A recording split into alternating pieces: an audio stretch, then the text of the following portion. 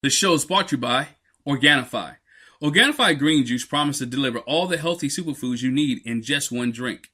It's a green powder that promises to deliver endless energy, mental clarity, and fewer sugar cravings. As a loyal listener of this show, you'll receive 15% off your order. My personal favorite is their Sunrise to Sunset bundle, as it includes 3 of the best sellers.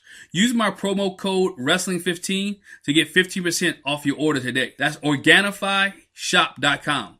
Organifi is spelled Organifi.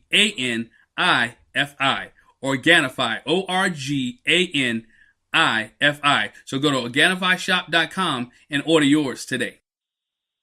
Fox Sports 1340 AM presents to you WMER, Wrestling Marks of Excellence Radio, starring The Firm, J-Lo, Nephew, Corey, and Dr. D, bringing you the latest up-to-date information on professional wrestling and sports entertainment. Now, live from the Fox Sports 1340 studios in Hopewell, Virginia. Hey, ladies and gentlemen, welcome to another edition of the Wrestling Marks of Excellence here on Fox Sports Radio 96.9 and 1340 AM. As always, I'm your host, Glenn Thomas. With me is the wizard himself, Nephew Corey. And we got a returning member tonight, none other than Champ Creed himself. What's going on, Champ? Yo, what's going on? Nothing much, man. What's up, wizard? Hey, what's going on, man? Nothing much, man. Nothing much. A lot going on in the world of professional wrestling. Let's get this thing started. If you missed SummerSlam from this past Sunday night, we saw a couple of titles change hands. We saw the Raw women's title change hands. Ronda Rousey is your new champion by now. If you do not know, Roman Reigns is your Universal Champion on the Raw brand in the WWE. And I want to get there. We had a lot of discussion in our group chat earlier. Let's start with the Ronda Rousey thing. Is this a good move? A lot of people don't like it. Some people do like it. Is this a good move for Ronda Rousey to be the women's champion right now? Repeat that question again? Is it a good move by WWE to put the title on Ronda Rousey right now? You want to go first, Champ? Sure. Why not, man? Well, considering that Evolution is around the corner, the all-women's pay-per-view, I really think that, what Ronda does is she gives you highlight material for all the sports networks from ESPN to Fox Sports to the international sports media outlets because of her accomplishments, in the UFC and being a female sports icon leading up to where she is now. So for business purposes, I think it's a great idea. In terms of her being able to, bring credibility to the belt, I think it's an excellent idea. And her in-ring work is actually improving by leaps and bounds every week or every time she goes out. My only concern is once you have this pay-per-view that showcased the women with her as the headliner, of course, who are you going to put her with? That's what I don't know at this point. And I figure, Wiz, you'll be able to give us some insight on that. I agree with everything you've said. People forget. I mean, I understand people are fans, and you're being a fan. That's the point of you tuning in. People always forget that it's a business also. And Ronda Rousey being champion is good for business right now. Like you said, going into the first ever women's pay-per-view. You need not that anybody's not credible, but you really want a main event name on that. And it's Ronda Rousey. It absolutely is. Where they go after that is depending on where they go at the Evolution pay-per-view. Because if they put Ronda in, and the rumors are that she's going to fight Nikki Bella. That's the rumor. Okay. If Nikki's not returning full time, then that's when it's pretty much like, okay, where are we going with Ronda now? That's where that question that you just asked, that's where that comes up. If she goes in there with a part-timer, that's where it goes. If she goes in there with somebody that's on the active roster, there's a continuation of the storyline. Where I think it goes, honestly, with Ronda is after because if she fights Nikki Bella, I think Ronda goes over.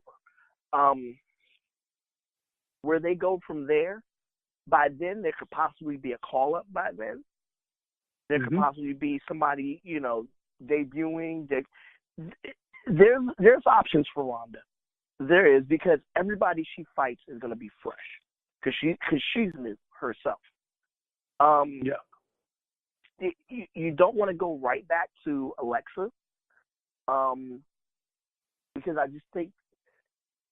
think Alexa's going to get her rematch between now and Evolution, and she'll lose. Mm-hmm.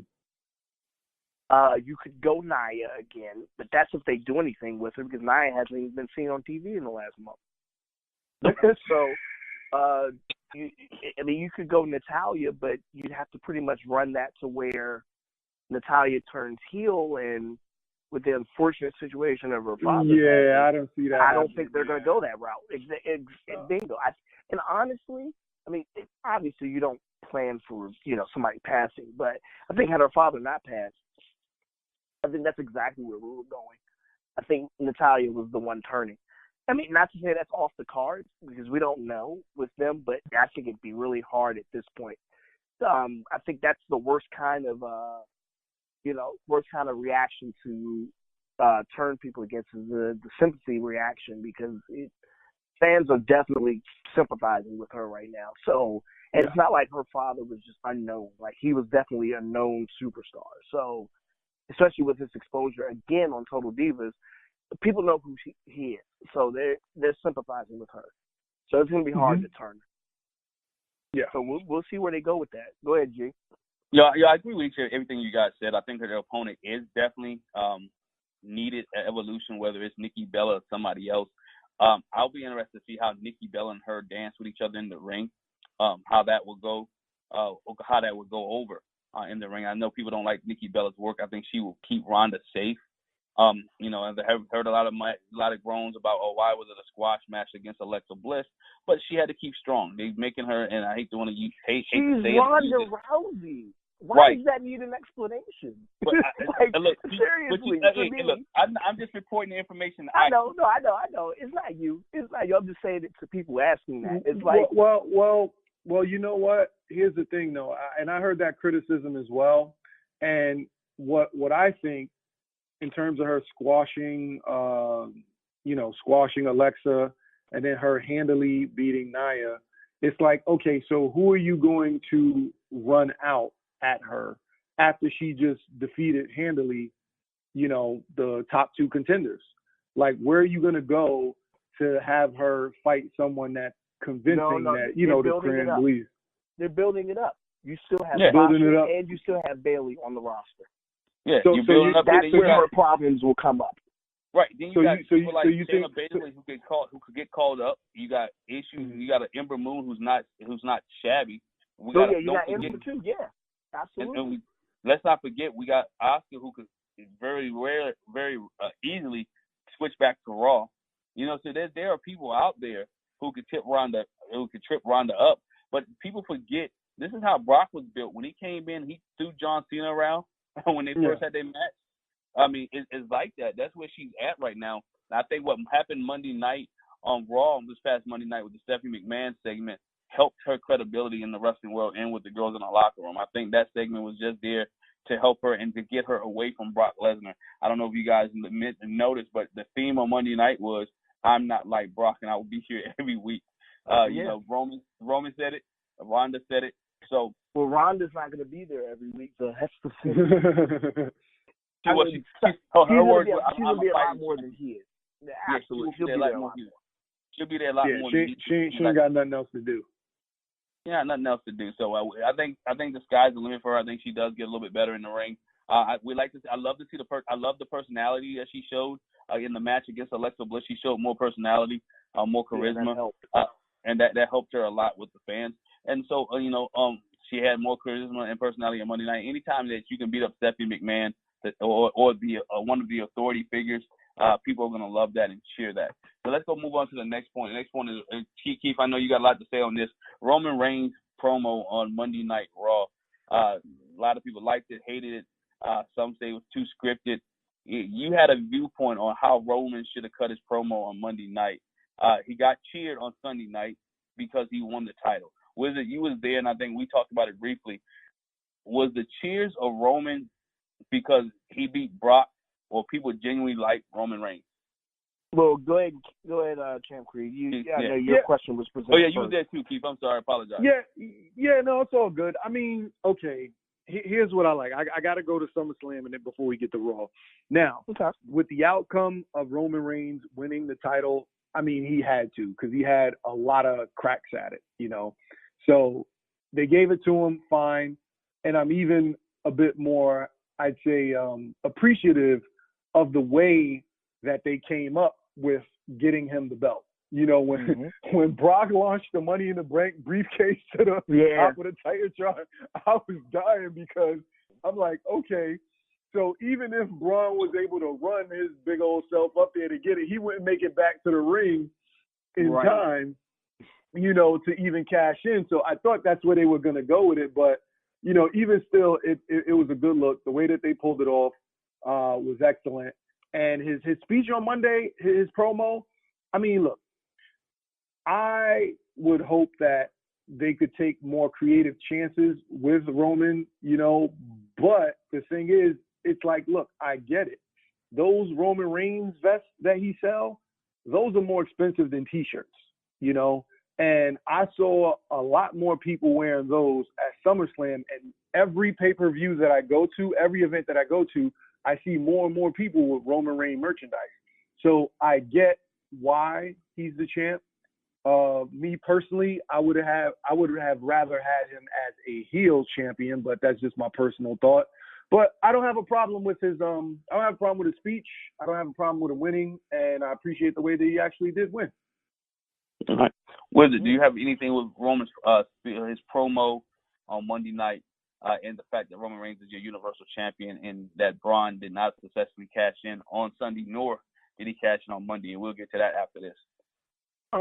Yeah, I mean, like Champ said, at this point, you were either going to, and this is interesting. I guess we forgot one little nugget, and we don't know if it really happened or not, but there was a rumor, actually it was pretty widespread reported, that Brock was supposed to have a meeting with WWE officials the afternoon of SummerSlam. Right. I don't know what was going on with that meeting. I don't know what was discussed with it, but just playing, just throwing it out there. What if it was the meeting that determined pretty much whether Brock was going to be champion? Because I think it was a meeting to determine what was his plans, his UFC future endeavor, his future endeavors in the UFC, how much he has to, what information that has USADA given him, the timetable that he can actually come back. If you watched it, Brock from last Monday in on SummerSlam, we noticed the weight loss from Brock Lesnar. Yeah. Now there's a lot of space. You can say what you want to say about what the weight loss. I'm not even going there with that one. But so that meeting was just to probably, and I'm sure he probably had too much contact with WWE officials to give them a later land. Okay, I'm going to do a one fight deal against Cormier. If it happens and I win, I might come back. If we don't, and from what I read and what I heard, that it was a good meeting. That Brock left on good terms, and the door is open for him to return whenever he's finished his UFC deal. If that's the case, he'll be back. He'll be back. I don't even doubt that at all. He'll be back. And honestly, to me, I think had he, if the meeting went that way, I think had he provided more of a commitment to show, even if it had been the same schedule he was already on, I don't think Roman wins. I think Brock Lesnar, I mean, just to me, maybe it's just the business side of me, just seeing dollars of Brock Lesnar going in as Universal Champion into UFC. That's just me. But nonetheless, it is what it is now. Roman has won. I thought his promo, even though it was, obviously came off scripted, I thought it delivered the point. At this point, people, even if it is Roman, the general consensus among the fan base is that, okay, the Universal Championship is regularly going to be on Raw now. Yeah. I mean, that's pretty much, and I get it with people. Personally, me, I did not dislike Brock Lesnar's run because I looked at it. He was the big draw. He was the big deal. Okay, it felt like there was a true sense of it being you only saw the champion when it was important. So, that was my take of it. But not everybody sees it the same way, so it's cool. Yeah, and that was my take too. You saw the big draw. It helped. If people sit back and look at it, it helped establish other stars on that brand with not being Brock Lesnar. You know what I'm saying? Yeah. It helped establish other wrestlers to get to the point where they're at. Helped Kevin Owens get to where he's at. Helped Braun Strowman grow. Helped It Seth made Rollins. them use a main event with other people. Yes. Yes. You had Seth Rollins, Dolph Ziggler, you had Drew Mac. You had all these people in the main event scene without having to fight for the world championship. And it forced them to make new stars because now there's a whole bunch of credible guys that you could see in the main event picture. You could do like they did on Monday, Roman and Finn. You can do Roman and Drew McIntyre. You can do a Roman and Braun Strowman now. You can do all of these matches now because you already have had these people in the main event in some form or another while Brock was champion. Yeah, you can do this now. Yeah, it helped establish who they are. So there's no problem, no issue with Roman Reigns being a champion. But we also had another title change hands, but it was not on Monday Night Raw, but it was on SmackDown. And we had 5-time tag team champions, The New Day. The New Day are your 5-time tag team champions. Coming out report today that Eric Rowan tore his bicep of the Bludgeon Brothers. So we won't see him for a while. Just reports coming out today about that. I don't know if that's why they dropped the title or not, but nonetheless, the New Day are 5-time tag team champion. I sent you guys a question earlier, and I want your thoughts and opinions. Is New Day already a Hall of Fame faction? We know saw the interview. Before I even saw the interview with Big E, when he coming out talking about 5 times, y'all say we wouldn't do it, say we wouldn't be here. You laughed at us, thought we should be fired 4 years ago, and now look at us with 5. I enjoyed with 5-time champions. And Wizard, you already said yes, they're Hall of Famers? Oh, yeah, by far. I mean, they've already established. Now, they're not going in separately. They're going to go in as the New Day. But nonetheless, they are absolutely bona fide Hall of Famers now. The 434-day championship run solidified them. They were already solidified at that point. Anything else was extra. That run, that pretty much, that year and some days, run of them. Because you got to figure they were already a big act by the time they won it in 2015. But that for them to stay on top and stay consistent throughout that whole run, that was a testament to them. So they were already the Hall of Famers by the time that run ended. Anything else after that is just icing on the cake. Yeah. And I got to take it back to when they first came out, we were like, what in the world are they thinking? Yeah. I remember that. I think our response was similar to when Brodus Clay came out. Yeah. Right? And that's what we were thinking. We were like, oh dang, they did it again. And that's what we thought. We thought that. We were like, they did it again. And it was so weird, I think, because they built that stigma and that notion that we were getting, granted, it may have been fan-induced, but it just felt like we were getting the Nation of Domination 2.0. That's what we thought we were getting. That's what we thought we were getting. And they flipped it, and we were shocked. And then, I give credit to Xavier because I think he went to Vince, and he had Vince's ear. A lot of guys don't have that opportunity, but he had Vince's ear, and he convinced Vince to let them do the thing the way that they wanted to do it, and it paid off. Yeah, it really paid off. Pretty much, I think if I'm not they mistaken, put their careers on the line. They bet on themselves. Yeah, that's what it was. That's exactly what it was. It was a sink or swim situation for them, literally. That they were gone if they didn't succeed. They were gone. And it got over. And I mean, look how well it got over. I mean, from the preview, it got over, but it got over on the strength of them persevering because it was not getting over. Let's I give them all the credit in the world. I do, but some of it was them literally weathering the storm because it was points where they were trying and nothing was working, and it wasn't. And the fans, the fans rebelling on it was really genuine. They were really like, okay, we don't like this at all. And I think that's when they got to the point where, not that they were desperate, because desperate sounds bad, but it's like, okay, they were at the point they were literally nothing to lose. They just got to do whatever. They're either going to get fired or they're not. I think that's where they pretty much were. Yeah, and they flipped it and they turned it. You know, they became who they were. Xavier became the nerd. He became the funny powerhouse, which he really is. And Kofi became the worker. You know, and they flipped their personality. They put their personalities into the gimmick. You know, when you first saw them with the choir and you think of Kirk Franklin, you're like, man, it's gonna never work.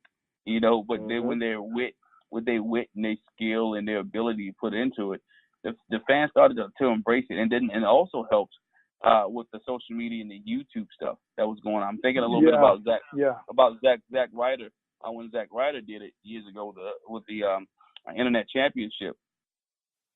You know, sometimes you got to go outside, and we say it all the time here. You go outside of the wrestling ring, and in the wrestling show, you can get more audience in today's time to bring them in through social media to interact to who you are. I mean, look at it. He's doing E3 conventions and video game conventions and cosplay and do things new. They are everywhere.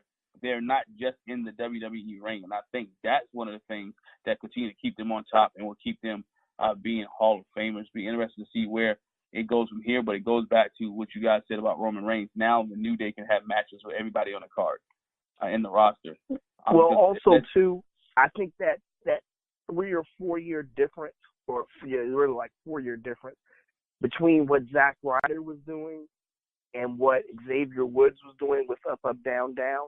I think that 4 years is like a million years in terms of technology. And social media software upgrades and everything. WWE didn't, and it sucks for Zack Ryder, but WWE didn't know what too soon. had. Yeah, it was. He like literally. If there's ever a time the cliche ahead of its time applied, it's with Zack Ryder, and that sucks for him because WWE, they didn't know what they had at this point. They just saw a guy getting over on his own, and they wanted control of it. By the time it got around to Xavier Woods, they knew the error of their ways, and they more so worked with Xavier because they're like, listen, we don't know nothing about video games. We want the rights, we want our name on it because you're using some of our time. We want a little piece in it, but we're gonna let you do your thing because you know about this, so you know where to market it. So at that point, Xavier Woods is like, okay, boom, boom, boom. Because if you notice, Xavier Woods is not Xavier Woods on the channel. He's Austin Greed. So he's WWE, they may have their piece in it. They may sell some T-shirts for him. They may market them, give him the money to go certain places, have certain people on there. But in essence, it's still his show. And I think that's where WWE learned, instead of just taking Long Island IV from Zack Ryder pretty much, and then just, okay, it's WWE now. Like you, because I guess Zack Ryder's not a mistake, but because he was going as Zack Ryder on there, that's their character. So they have the right to have that. So, I mean, at this point, they learned now, Up, Up, Down, Down's a real thing. I mean, he's gone to E3 and has, competed against, promotional rivals in Kenny Omega and the Young Bucks and all. Like, WWE would never have cross-branded like that even 5 years ago. Now WWE is smart. Now they're like, listen, okay, we're not directly throwing these guys on our programming in wrestling matches, but they're becoming available soon, so we can feature a little more. What they also understand that the wrestling fan is not dumb anymore. The wrestling fan is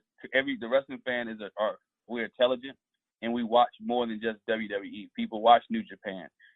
That's why you got guys, and that's why you got guys like. Yes, I agree. But that's to an extent. Because the majority of fans are still WWE. They are, but they are WWE. But a lot of us are smart wrestling fans know who Ricochet is. That's why you see a lot of guys now who are coming into the company without changing their name. They're not, WWE is not marketing them or changing anything about them.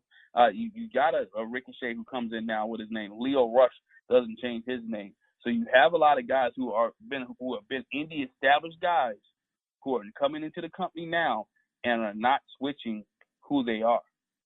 Well, they're also putting them through NXT as well. Because if you're coming up through NXT, for the most part, they're not changing your name unless you just were unknown as your previous name.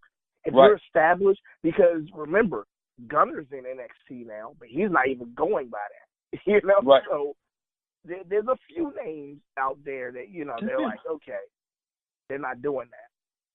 Yes, but you're not going to change Eric Young or Samoa Joe or Bobby Roode, or even EC3. They didn't even change him. You know, no. That's what I'm saying, because these guys were they're establishing themselves on the indies and goes to this marketing genius of the WWE. Let's not insult our wrestling fans. They know who they are. Yeah, well, that's Triple H. I'm sorry. I'll just give him all of the credit. That's him. That ain't nobody else to him. And that's the one thing I take my hat off to when we talk about 4 or 5 years ago about that. If you really look at it 4 or 5 years ago when Zack Ryder was doing his YouTube channel, I believe for part of that WWE didn't even have a YouTube channel. No. Oh, yeah, nope. Sure didn't. They did not.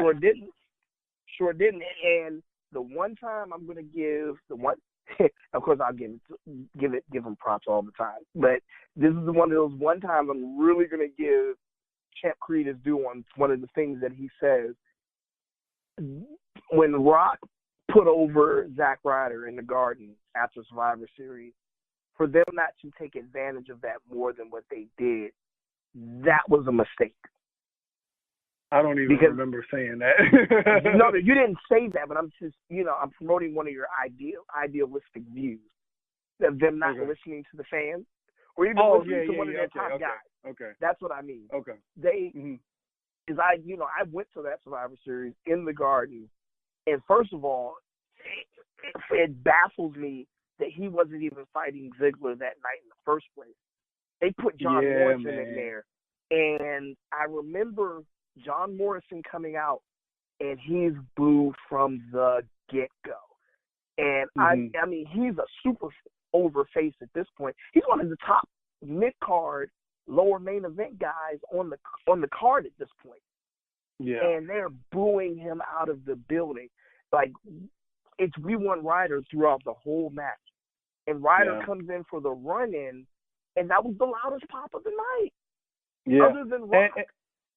And that's the thing, man. Like I said, they don't know how to pivot. They don't know how to change direction based on whatever it is that the fans, offer up.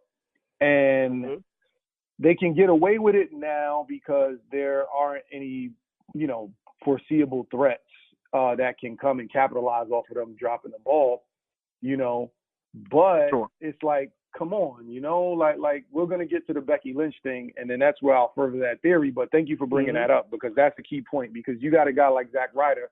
There's no telling what, he could have turned into had you been able to, Champ, make something happen. Had he won the belt, had he won the United States title in the Garden that night, who knows where he'd be. You talk about one night changing somebody's career. They waited a month too late, and they did it in the wrong place. They waited until December, and they did it in Baltimore. Like, it was already done at that point. The hype was done. Actually, for real, the hype died that night in Madison Square Garden when he wasn't even booked. On the pay-per-view. No, I remember that, and I brought it up and was like, yo, why is he not on the card? Like, why is he not here? Like, I remember that now. I remember. Okay. Yo, like, for him not to be booked on that pay-per-view, and all you had him do was a crummy run-in, like, the hype died, because at that point, to the fan, it showed that they weren't invested in him at that point. Yeah, they don't. It's like, if you're not gonna invest in what we believe, then we won't just believe anything. We'll just let it die.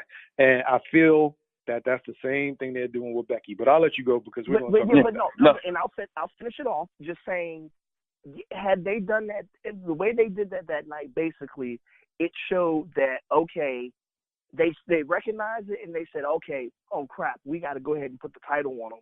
Even though that probably was their plans all along to put it on them eventually, the fact they didn't do it that night, that was the night to do it, and that was the night his push died. But go ahead, G. That night was the night also his push died, but also the night that he couldn't change a tire on live television also killed his push. And the fact that when the man takes your girl and you don't fight him but you fight the other guy, that killed his push too, because the storyline didn't help him any. Yeah, he ended up looking like a dope in that storyline. It was bad.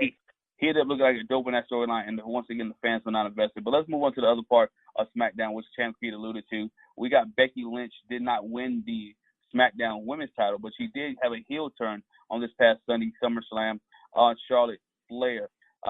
People went to social media. You and other people went to social media saying they don't like this. We got behind Becky Lynch all this time. We've been struggling for her. We've been pushing for her, and you turn us and you give us a heel Becky Lynch instead of giving us a I'm going to say Daniel Bryan type Becky Lynch, because Becky Lynch's run was like Daniel Bryan's run prior to WrestleMania 30, where he lost, he fought, he clawed all odds against him to get to the point where he could become the champion.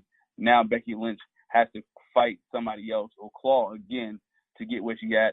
Champ, I know you talked about her promo on Monday night, once again scripted. I'm just believing that, we look at the day and age where we grew up in or where we really fell in love with professional wrestling. I go back to even the 80s, and I even go into the 90s, into the Attitude Era. A lot of the promos we looked at when promos that wasn't scripted. Dusty Rhodes' Hard Times promo wasn't scripted. Ric Flair stuff wasn't scripted. If you go to some of Hulk Hogan's promos wasn't scripted.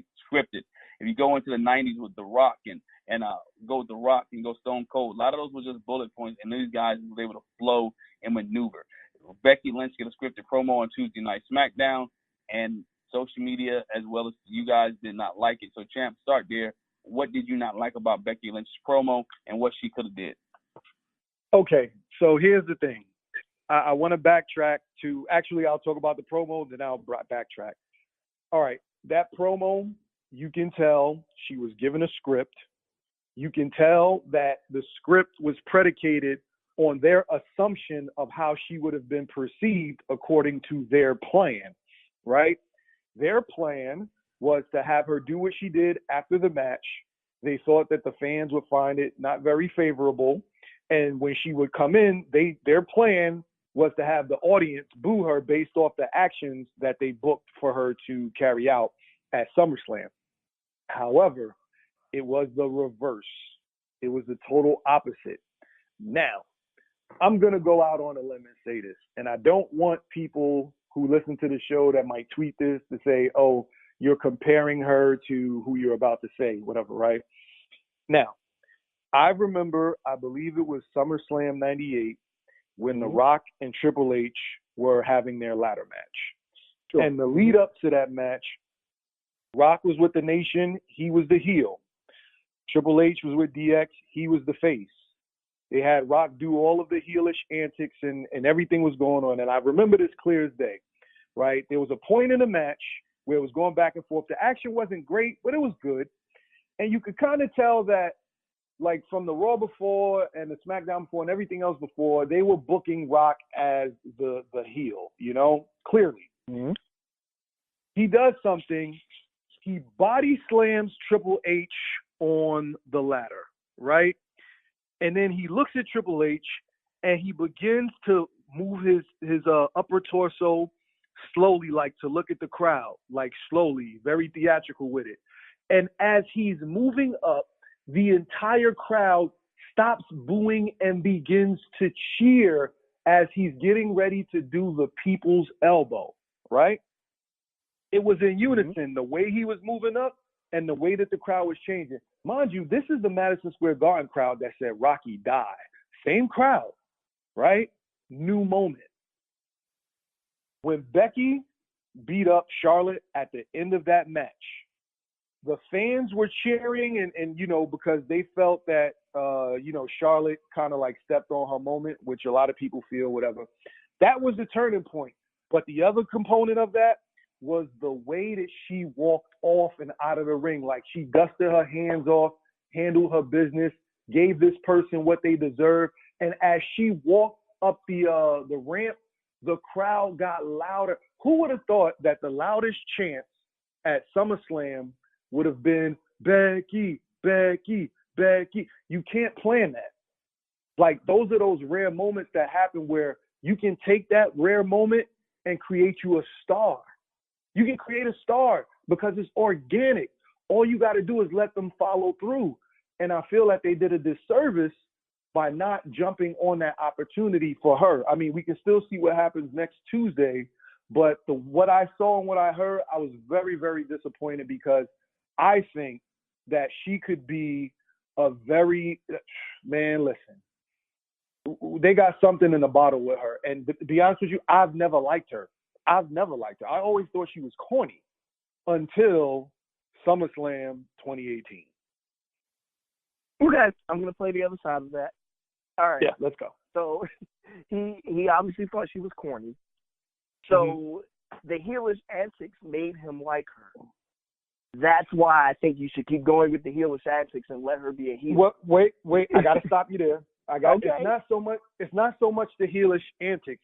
It's what Charlotte stands for and what Charlotte represents that has subconsciously seeped into this particular crowd. Charlotte is great at what she does. She's a great performer. People may feel that because she's second generation and who her dad is, she may get certain favors and considerations that other female athletes not. And even if that's not the case, deep down, people feel that way just because we know how nepotism works in our corporate lives and in different aspects of our life, whatever, right? And then the fact that she came back from being away so long and automatically gets thrust into the title picture, it's like, okay, on top of Becky calling herself the underdog Becky Balboa, who Rocky Balboa is like the greatest cinematic underdog of all time next to Rudy and one more for the Gipper, you know what I'm saying? So you painted this underdog, same way you painted Daniel Bryan as the underdog, and then you take the moment away from her, right?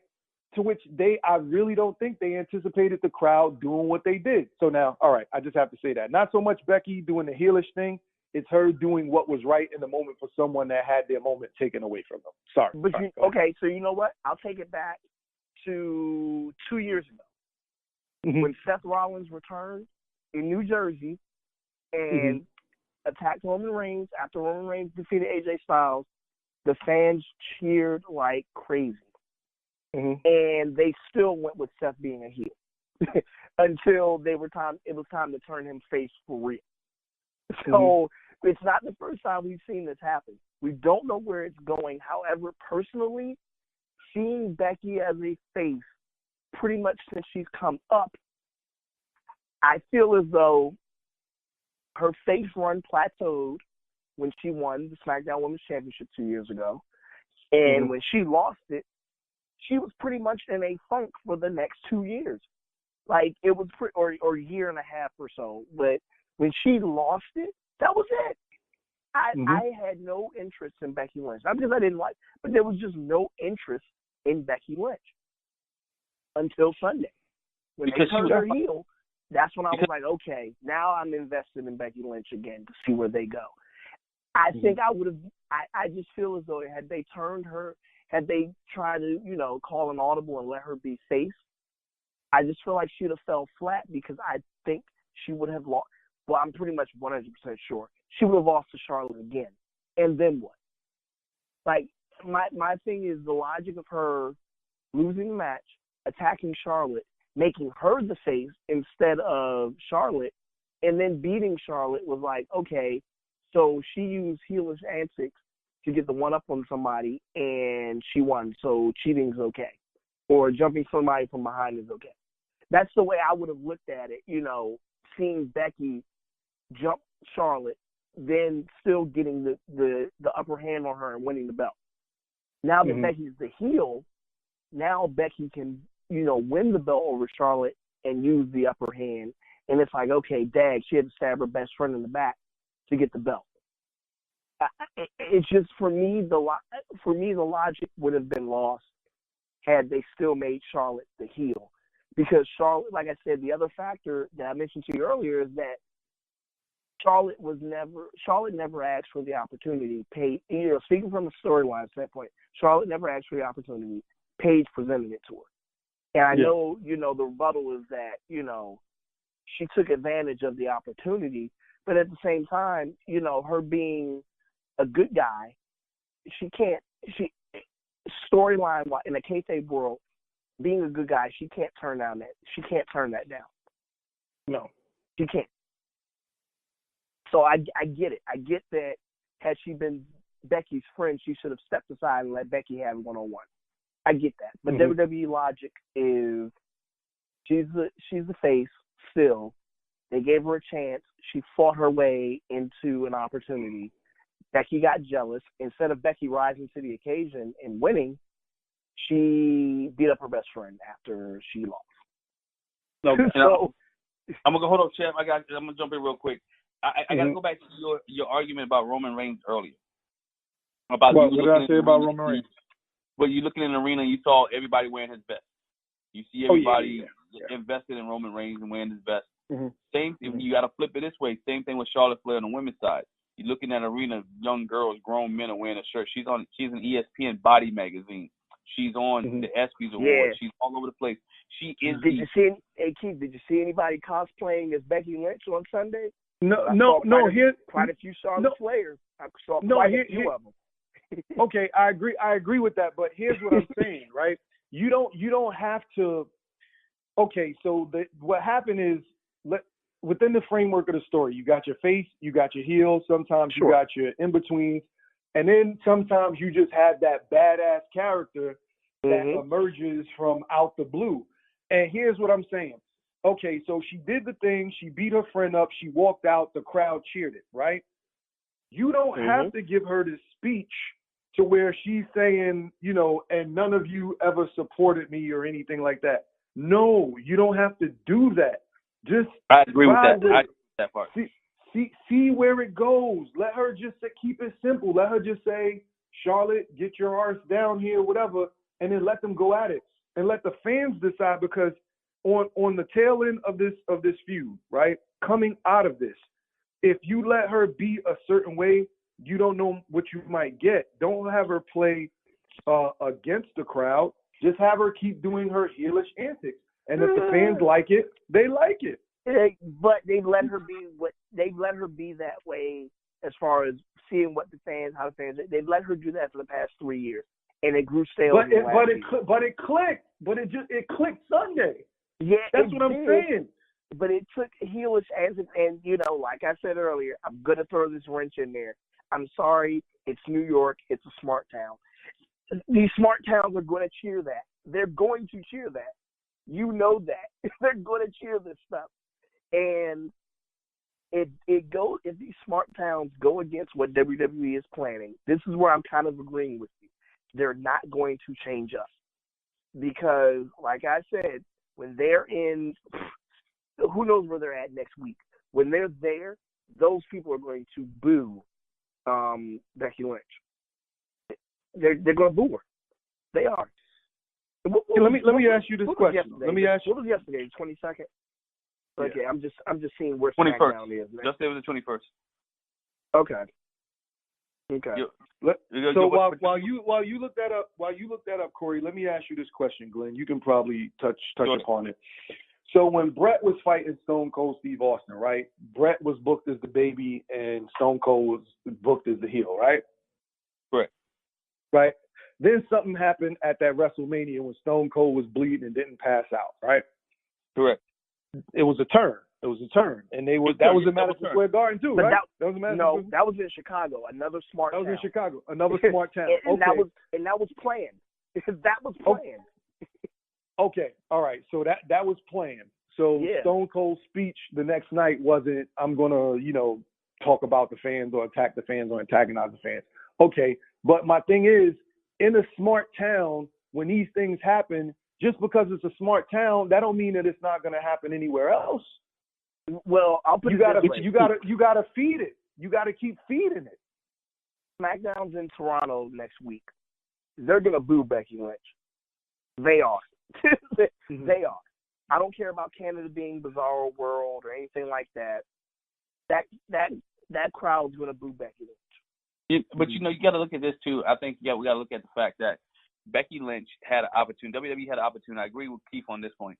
WWE had an opportunity to establish the heel Becky Lynch. You partially established it Sunday night. You had a Tuesday night could have been a night where you could solidify the fact that she is heel. She didn't have to say much. She could have used the fact that, and she did a little bit, that you're privileged, that you're on ESPN magazine. She ain't got to whine about it. Well, don't worry about it. You cheated me out of my opportunity to become the WWE, the women's champion. Now it's my turn, and every time I see you, I'm gonna punch you in your face, whatever case may be. But I think she did have to say something because of where they're at.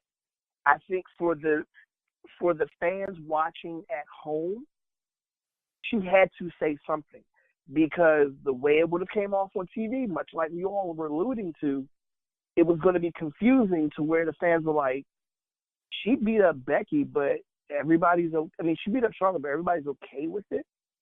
That's where it would. See, because we're so smart, we're overlooking the simplification of the fans that are watching at home. Everybody, not even putting us on a pedestal, but everybody ain't as smart as us. So we're thinking logically where we're like, duh, the fans are cheering this, which I agree. Why aren't they capitalizing on everybody cheering it? But everybody ain't smart. We make up, like I've said a million times before, we make up 7, maybe 10% of the fans that watch. The average fan at home is like, oh, why would Becky do that to her friend? And it's just that simple. That's why she's the heel. You got it. We got to down. In some of these situations, we really have to dumb it down the way we're thinking of what's going on. But what I'm saying is, even if you dumb it down, you don't have to have her antagonize the crowd. Just have her angst focused at Charlotte. Yeah, that's what I'm because saying. that looks cool and makes sense to us. You gotta say. Some people won't get it. Some people just don't get it. We get it. They want her. This is their mindset. They wanted her to antagonize the crowd because of what happened Sunday. Sunday she got cheers on Sunday. So someone had the idea was, man, she got cheers on Sunday, so you need to go out and say this so they can boo you on Tuesday. Yeah, that's exactly what it is because they're playing. And that's what it boils down to. Yep, they're playing for the next couple of weeks and months going into Becky being a full-fledged heel. They're playing into that. They got to plant those seeds now, and they got to have her go out there and talk about how you fans got up and you cheered Charlotte, even though that wasn't what happened really. No, actually, let me correct that. No, that kind of is what happened. They did cheer Charlotte when Charlotte won. There were smatters of boos here and there, but realistically, people were booing because they were waiting for the obvious heel turn. And fans cheer the heel turn. That's why I think there may be some confusion too. Fans weren't really fans were cheering Becky, but not really everybody was on the Becky bandwagon to be like, oh, I really want Becky to win. Nah. It was like, okay, I want Becky to turn heel. Nobody cared that Becky won the belt or not, realistically. Nobody cared that she didn't win the belt. They just wanted to see her turn heel because they wanted something fresh for her. Fans were more so on the mindset of we want something for Becky, but Becky doesn't have to necessarily win the belt. It wasn't a thing of her win. It was never about really her winning the belt because if that was the case, they would have done it one-on-one. Yeah, and would have held Charlotte off until after SummerSlam. This is what I give you guys. This is to further this, and you probably agree with me on this. To further the storyline, there need to be stuff outside the arena. They need to be vignettes. Becky need to go meet her. Meet her in the parking lot, meet her somewhere. If you want to further this and make it a bigger heel turn, that's one of the reasons why. And I think this is why WWE turned Becky heel and didn't turn Bayley or Sasha Banks, because I think they didn't want both of them to collide with each other. And Becky, it would have been the same storyline. It would have been the same storyline. Same storyline. And Becky, I think Becky, they had a lot of faith in Becky that she can get it done now, more so than either Sasha or Bayley. Yeah, and Sasha Bailey ran too long, in the sense of if one of them was going to turn, it should have happened. Mm-hmm. Yeah. So when they ran too long, they went with Becky, and I think honestly, the Becky plan has been there for a while. I think they've been wanting to turn her heel, but they were waiting for the right time, and they just didn't have the right moment until now. Because you got to figure, you're not going to turn her going into WrestleMania season. You're not going to start something fresh then. You're not really going to turn her heel going into SummerSlam because Charlotte was hurt. So by circumstance, they had to leave Becky face because they had nobody else, realistically. And that sucks for like somebody like a Naomi or somebody, because at this point, and Naomi's in Naomi's in the same boat right now. It's like, what do you do with Naomi's a good hand? She's almost turning into Natalya, in the sense of she's such a good hand, and she's such a good PR person to send somewhere. Naomi, and I love Naomi, I do. But to me, right now, she's a little stale. It's like, and that's not her fault. And I love her, and I'm not bad-mouthing her. The last thing I'm doing is bad-mouthing the one black girl that's actually decent on the roster right now. You know, or one of them. But it's like, at this point, it's like, all right. Like, she's a good, you know what, sadly, in the loosest of comparisons, she's almost the female No Way Jose right now. She's a good, she's a good crowd popper for the theatrics of what she's doing in, the ring, her entrance or whatnot. But after that, she wins a match, but there's no invested storyline there. So it's like, what is she doing? No. Yeah, and she has to compete with those. But let's move on real quick. Let me get ready to wrap this thing up.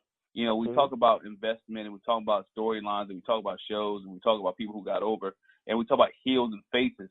We don't have to worry about who's the heel in the feud between Samoa Joe and AJ Styles. Oh, this is great. Go ahead.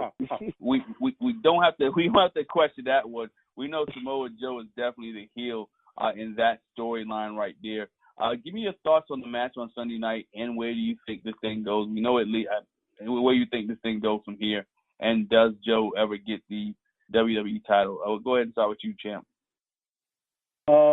The match, they didn't want to, it was SummerSlam, but I felt like they held back a little bit.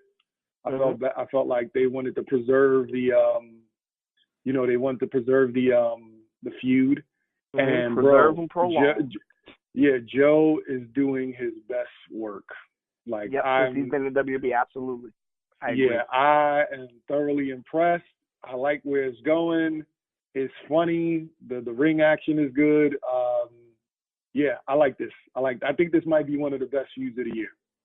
Oh yeah, absolutely. And it's not, and it's a testament to both men. It's not just because AJ's in there, and it's not just only because Joe's in it. It's like these dudes already have chemistry. They aren't doing, all they did was kind of put a story to it, but they're letting them do their thing. And one of the cool things about Joe, which is what makes Joe so great in this storyline, is that Joe isn't booked as a stereotypical just jerk guy. I mean, not jerk guy, robot destroyer of everything that doesn't talk much. Joe has a personality. They let him exhibit it. And now it's like, he's a jerk, but he's pretty cool at it. So, it's like now, it's like, okay, you want, and you want to cheer AJ because AJ is so ground-rooted, established as just the baby face of baby faces that, you're kind of like, oh, man, like, why is he doing this to AJ? But, man, this is entertaining that he's doing this to AJ. So everything just meshes. Everything meshes, and honestly, I don't know if it's at the Cell pay-per-view or not, or maybe somewhere remotely afterwards. Unless they're really trying to have AJ just go into things as the all-time just headliner of everything. Like,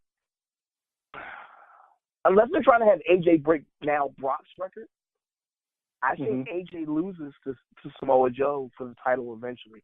I think Samoa Joe does get it, and I think he gets into one of those weird ways, like a last man standing, where he barely makes it up before 10, and he sneakily gets the WWE Championship.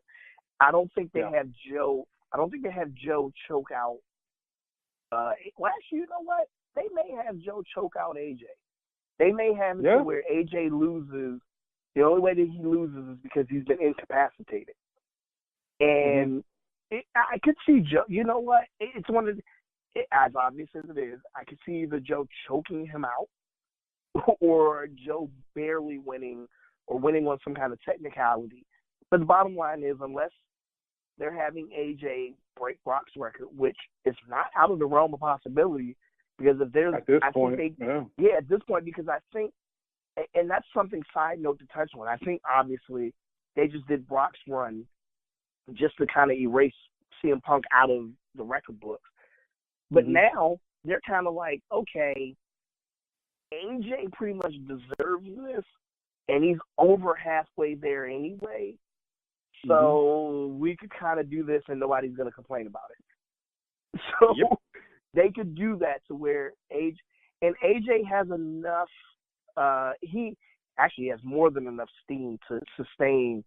He's over 300 days now, if I'm not mistaken. Yes.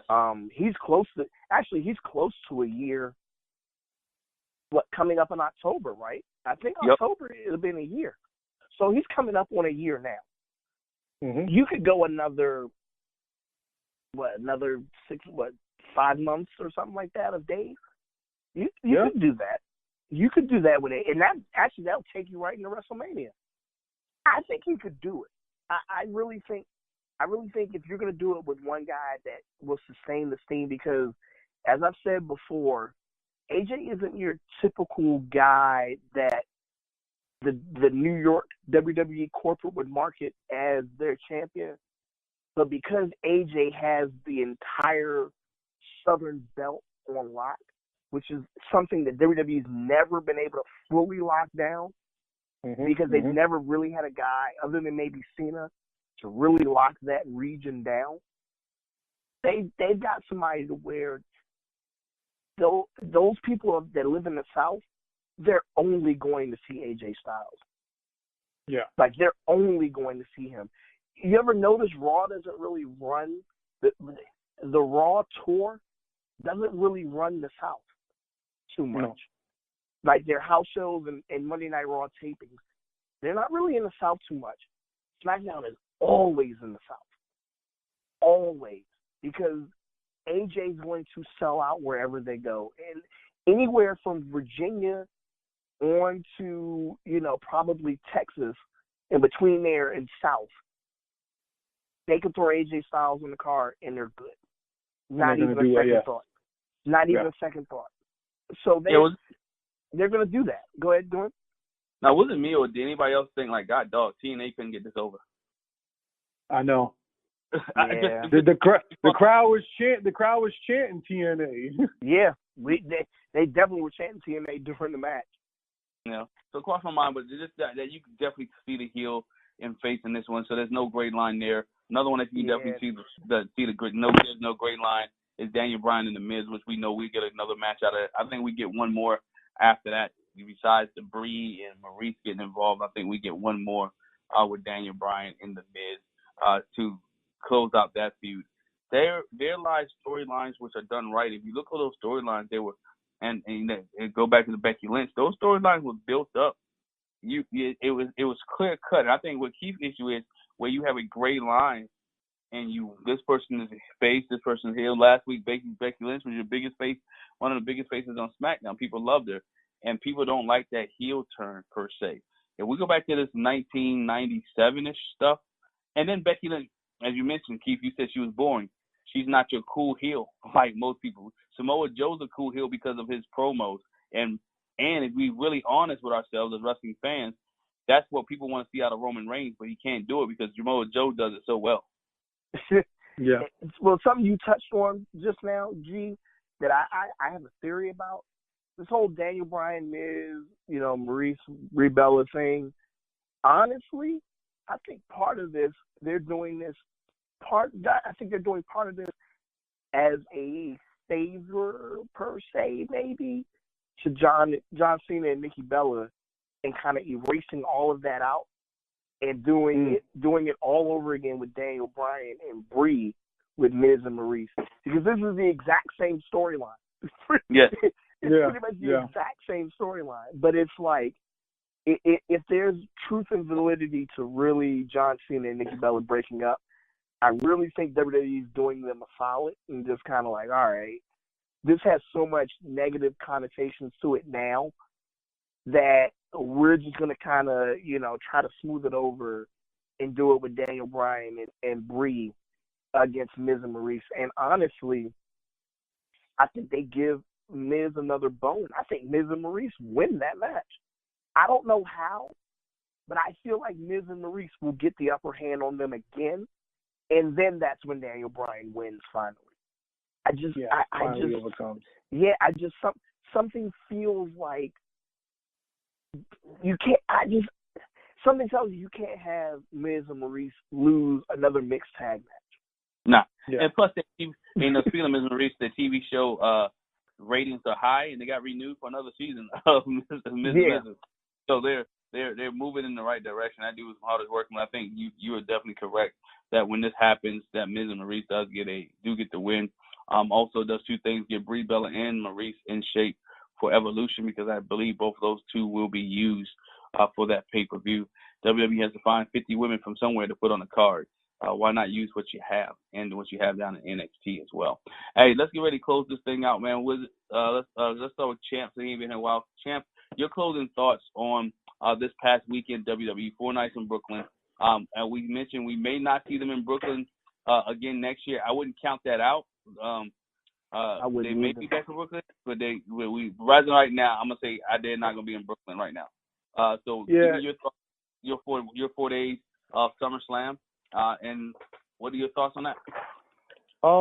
Look, they did a great job. They used every part of the city that they can. I even saw a flash, like a mural of Ronda Rousey being painted, whatever, down in the Lower East Side. I don't know if you guys saw that, whatever, but they used every part of the city they could. It's always good money for smaller businesses, bigger businesses, independent businesses when they come to town. I give the whole weekend an A+. They did a great job marketing, promoting, getting different organizations involved. You can't lose when the WWE comes to your town. But I am so interested in seeing what happens when WrestleMania comes to town, and that Garden show is going to be in the next borough promoting that same Saturday night. Interesting. First of all, I'm tired. Because I actually, went to all 4 shows and drove into Brooklyn every day. So you get used to it, even though there's only about a 15-mile difference from where I was coming from to Brooklyn. It's just like, ugh. But no, every year they maximize on the opportunity of being in that New York metro area, and like Champ said, A+.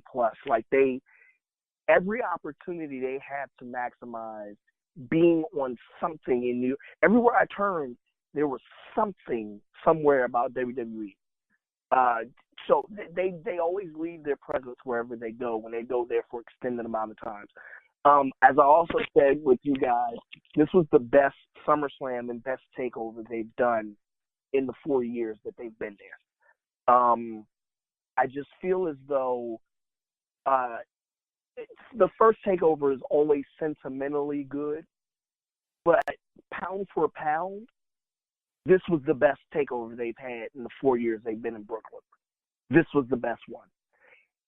All the other ones have 1 or 2 good matches to where it's like, okay, like, you had Bayley and Sasha, but really that was it for that pay-per-view. Finn and KO was good, but it wasn't to where it was like, okay. Like, and even the second one, Shinsuke and Samoa Joe was good, but Bayley and Asuka was more of the swan song because you knew Bayley was leaving. DIY and Revival was really good, but okay. And then last year, I mean, you remember stuff about it, but the main thing was the debut of the Undisputed Era. I mean, it was good, but this one, every single match was good.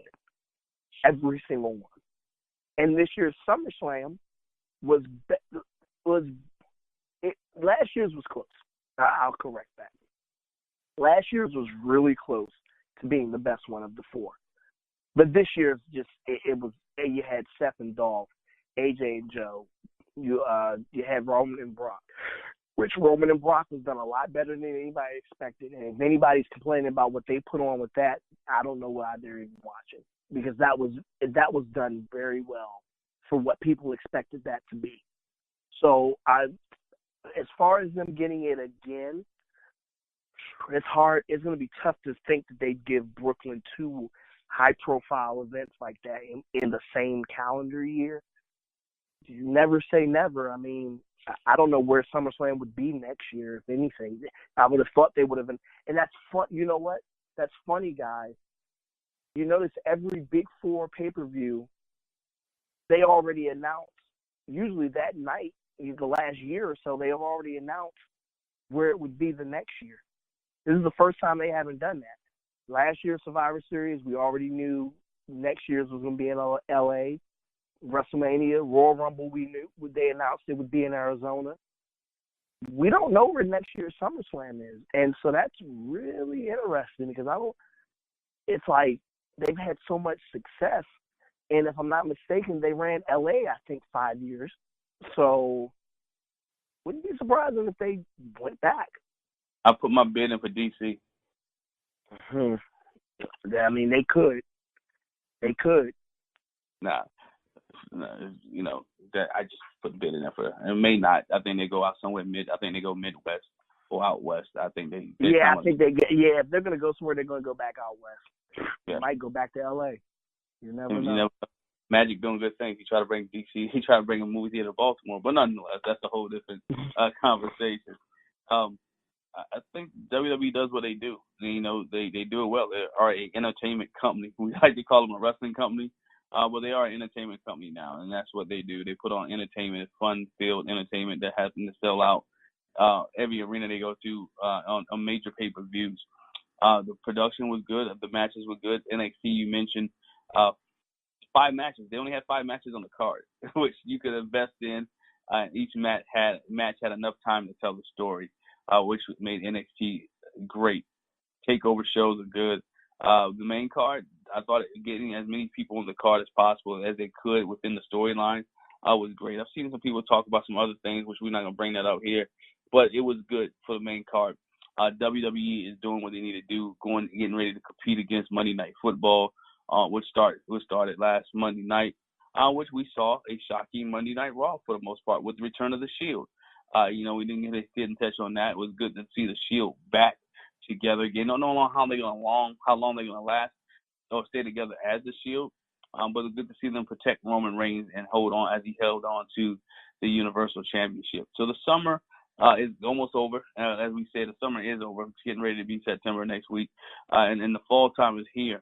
And we'll begin to see WWE with new things, new excitement, getting ready to get the transition, you know, ready for SmackDown to move in a little bit.